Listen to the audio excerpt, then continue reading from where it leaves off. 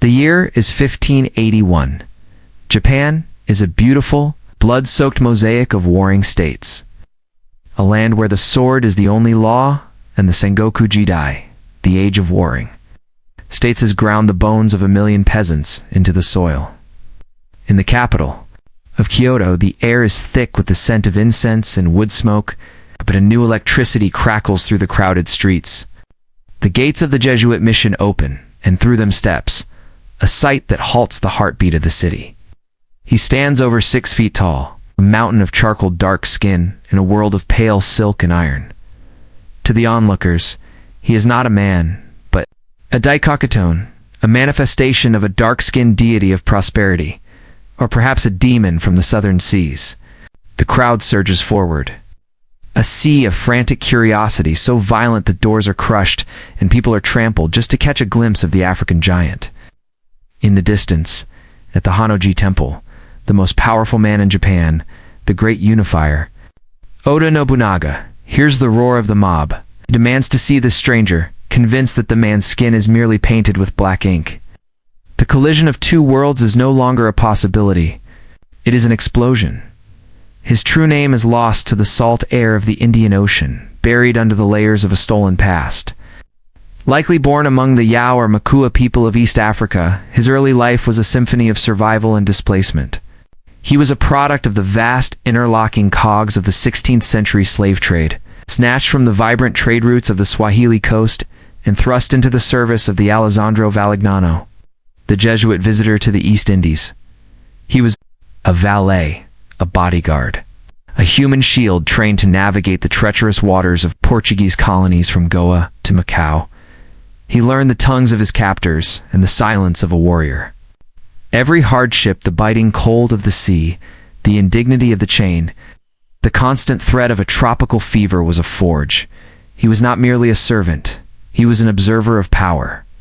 He watched how empires were built on gunpowder and faith, and he realized that in a world of shifting borders, a man with nothing to lose but his life could become anything, provided he had the strength to seize the hilt of destiny.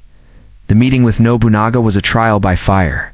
The warlord, famous for his eccentricity and brutal pragmatism, ordered the African man to be stripped to the waist and scrubbed with water to prove his color was genuine. As the water ran clear and the dark skin remained, Nobunaga's skepticism transformed into an intense, burning fascination. While others saw curiosity, Nobunaga, man who defied tradition and embraced Western firearms, saw a weapon of unparalleled potential. He gave the man a name, Yasuke. Within weeks, the former captive was no longer standing behind a Jesuit priest. He was sitting at the table of the unifier, was given a house, a ceremonial sword, and the garment of a warrior. Yasuke's rise was meteoric, fueled by his ability to speak fluent Japanese and his deep understanding of the world beyond the islands. He became Nobunaga's favorite conversation partner, a confidant who brought news of a vast, interconnected globe to a man who intended to own every inch of Japan. Yasuke was no mere court ornament. He was a soldier of the Oda clan. He was formally granted the rank of samurai, the first man of non-Asian descent to ever hold the title. He was draped in the finest iron-plated Damaru armor, the black steel reflecting his own visage.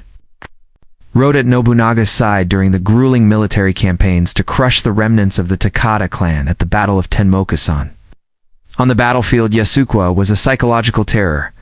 A giant wielding a nodachi, a long-reaching greatsword, he moved through the ranks of the enemy, like a shadow through tall grass.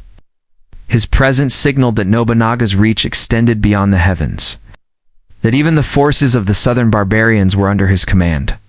The loyalty Yasuke felt was not born of feudal obligation, but of a rare, mutual respect. In Nobunaga, Yasuke found a master who saw his humanity through his strength. In Yasuke, Nobunaga found a warrior whose loyalty was untainted by the complex web of Japanese clan politics. By 1582, the dream of a unified Japan was nearly a reality. Nobunaga controlled the heart of the country, and Yasuke stood at the apex of this new order.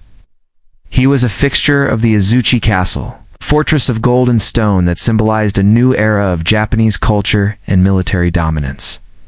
Yasuke moved through the halls of power not as a slave, but as a peer to the greatest generals of the age. Men like Toyotomi Hideyoshi and Tokugawa Ieyasu. This was the peak of the Nanben trade influence, where European art bred, tobacco mixed with the tea ceremonies of the East. Yasuke represented the ultimate integration of man of Africa, trained by Europeans, serving the zenith of Japanese authority. He was the living embodiment of a world that was shrinking, a witness to the birth of a globalized age. But beneath the gold leaf and the sharp steel of the katanas, the seeds of envy and ancient grudges were beginning to sprout. The dream shattered. On a humid night in June, at the Honnō-ji Temple in Kyoto, Nobunaga, resting with only a small contingent of guards including Yasuke, was suddenly surrounded by the army of his own general, Akechi Mitsuhide. The betrayal was total. As the temple was set ablaze, the air turned to liquid fire. Yasuke fought with the desperation of a man defending his soul. He held the corridors against a tide of Akechi soldiers, his blade red and notched, the roar of the flames drowned out by the screams of the dying. Inside the inner sanctum, Nobunaga performed seppuku, choosing a dignified death over the shame of capture. It is whispered in the scrolls of the time that Yasuke was the one charged with a final, sacred task, to take Nobunaga's head so that his enemies could never claim it as a trophy. Covered in ash and blood, Yasuke escaped the inferno to join Nobunaga's son at Neiyu Castle, launching a final suicidal stand against the USURP. At Neiyu Castle, the resistance was brief and brutal. Yasuke fought until his sword snapped, until the sheer weight of numbers brought the giant to his knees. When he was finally captured and brought before the traitor Mitsuhide, the warlord faced a dilemma. He did not see Yasuke as a samurai, but as a beast that did not belong to the Japanese world. Mitsuhide refused to grant him the honor of seppuku, instead ordering that he be returned to the temple of the southern barbarians, the Jesuit mission. It was a calculated insult, a stripping of the rank Yasuke had bled to earn. Yasuke was taken away, wounded and weary, into the custody of the priests. And then the historical record goes silent. Like a ghost retreating into the mist of the mountains, Yasuke vanishes from the written chronicles. Some say he died of his wounds. Others believe he returned to the coast of Africa, a man who had seen the sun of a foreign empire rise and fall, carrying the secrets of a warlord to his grave. Yasuke's story is more than a historical footnote. It is a testament to the fluid nature of identity and the indomitable spirit of survival. For centuries, his existence was treated as a myth, a tall tale whispered in the shadow of the great unifiers. But today, he stands as a global icon, the black samurai who broke the boundaries of caste, race, and nation. His legacy challenges the notion of a closed monocultural history, revealing a 16th century world that was as diverse and volatile as our own.